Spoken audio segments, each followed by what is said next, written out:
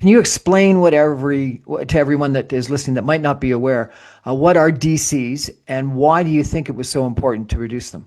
Well, the development charges are what the developers have to pay when they put their plans in. When you measure the square footage, you do some calculations, and you say, for example, a single family home would probably pay 112,000 in DCs.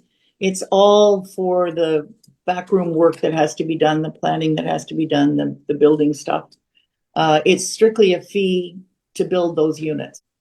But why reduce them? What's the benefit of reducing them?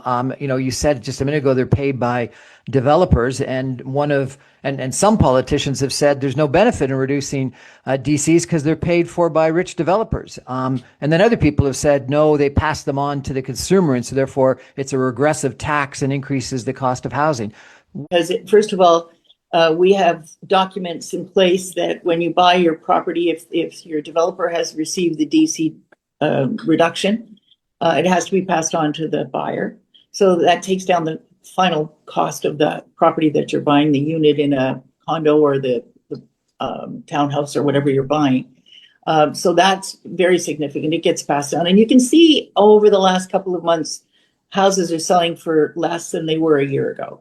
So it is being passed down. And I think it's important because anything that reduces the cost of the end product is helpful to the purchaser. And the other thing that's really bad about DCs is they go into a 25-year mortgage and you're paying tax on those DC or interest on those DCs for 25 years. So you're paying that fee that's supposed to just pay the city for its work. You're paying that for 25 years. I think it's not the best tax. Well, I think the statistic is that they grew by about 1,000% over the course of 15 years, yes, and over 100,000, 150,000 for some homes, and that's a down payment that a lot of people would have loved to have had if they didn't have to pay it in taxes.